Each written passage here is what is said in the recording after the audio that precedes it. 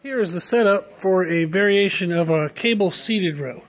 So we actually do have a cable seated row machine over here from Sorinex, but it only has a single pulley. Now that's actually beneficial because the pulley can go up and down. It provides a lot of fun angles, really heavy weight stack. But what I'm doing today actually is a dual pulley on our cable tower from Sorinex. And what I do is I have a rubber block that we normally store behind our bench press to help with kind of spotters positions. I have that laying flat with the wide side up. Put our foot plate in the last hole setting. So there's actually a bunch of settings here. You can see kind of the holes underneath there.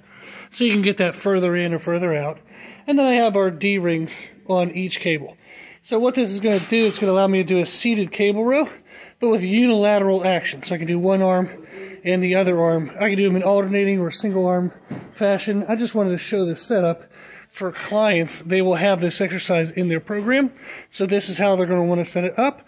I'll now show you a video of me doing the exercise. I'm going to demonstrate just an alternating one arm variation. However, in their programming, they'll have different descriptions depending on their individual needs.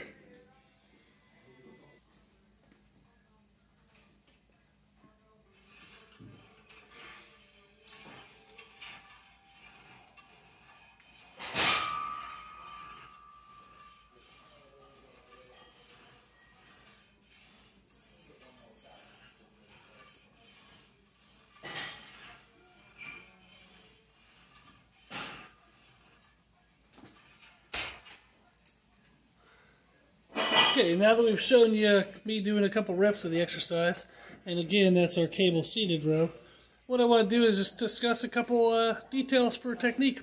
So when doing seated rows, any kind of cable row, any kind of seated row, any barbell row, dumbbell row, anything like that, you want to allow your shoulder to kind of move forward, your shoulder blades to spread apart whenever the weight's out in front of you, and then the initial start of the movement should be you squeezing your back muscle to pull your shoulder back, and then you pull with your arm.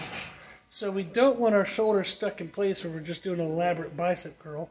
We actually want to let our shoulder blade stretch, and then we squeeze our shoulder blade back as we drive the elbow back, and that gets us a nice full back contraction. Also, my posture, you'll notice, I'm going to do another set, I'm not swaying forward and backward. I might have a little bit of movement, but I don't want to just propel the weight forward and backward with my lower back. I want my upper back, the muscles of my shoulder blade, to be the main focus. So those are two things we want to make sure we do anytime we're doing a row, is allow our shoulder blades to move, allow our shoulder joint to move, so we get full back activation.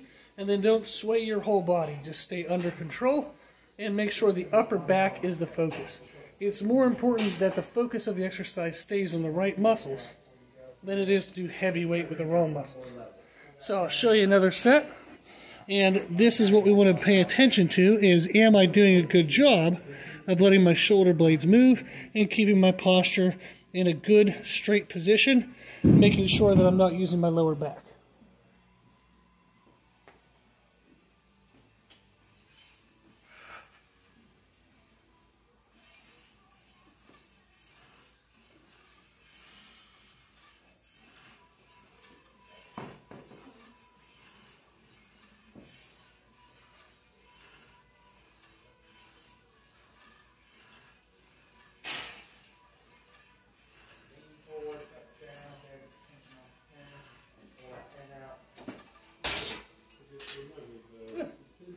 So, that's the setup for the exercise, couple tips.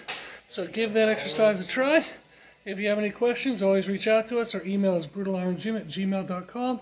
The website is www.brutalirongym.com. Thank you.